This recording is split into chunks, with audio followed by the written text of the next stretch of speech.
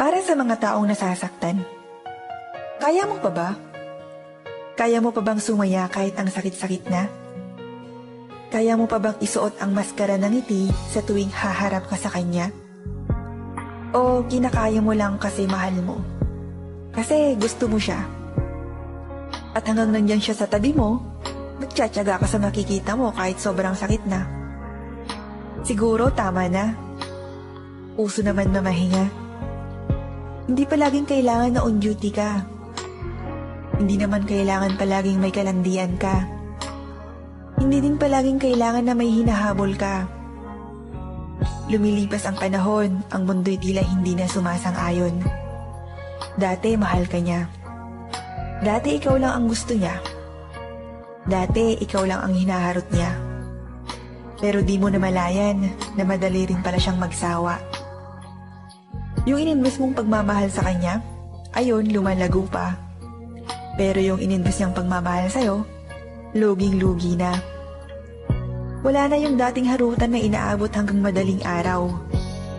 Wala na din yung tampuhan yung 1 minuto lang, maaayos na. Wala na din yung I love youhan yung punong-puno ng kilig na hanggang umaga. Wala na. Wala na siya. At minsan sa relasyon ng iba, wala namang naging sila.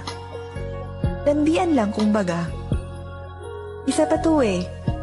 Lalandiin ka, tapos iiwan ka na lang bigla. Pakikiligin ka, pero kapag na-fall ka, uyo ka na. Minsan paggagastusin ka pa. Tapos kapag wala ka na, hahanap na yan ng iba. Oo, uso ang mag-move on. Pero kaka-move on mo, paulit-ulit namang nadadapa ka kung saan walang mapupulot na siya. Uulit hanggang sa may bagong makikilala. Akala mo siya na. Pero ayan na naman ang sutil na tadhana. Ayan na naman ang kubidong pumapana at humahanap ng magbibiktima.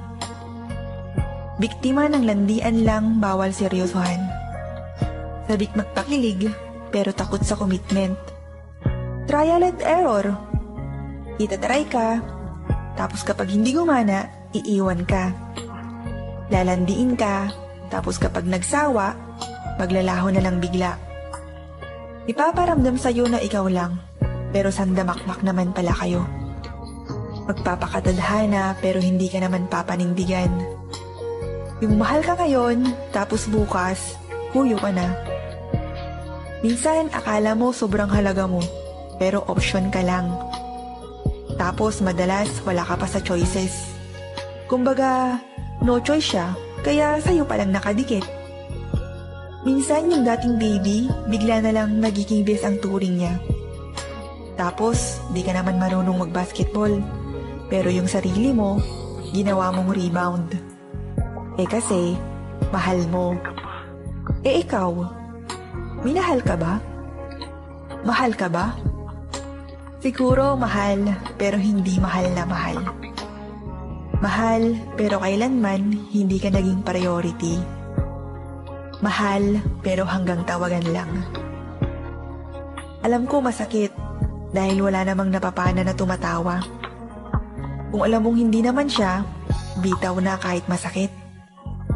Iiyak mo ngayon, pero bukas, maganda ka na ulit.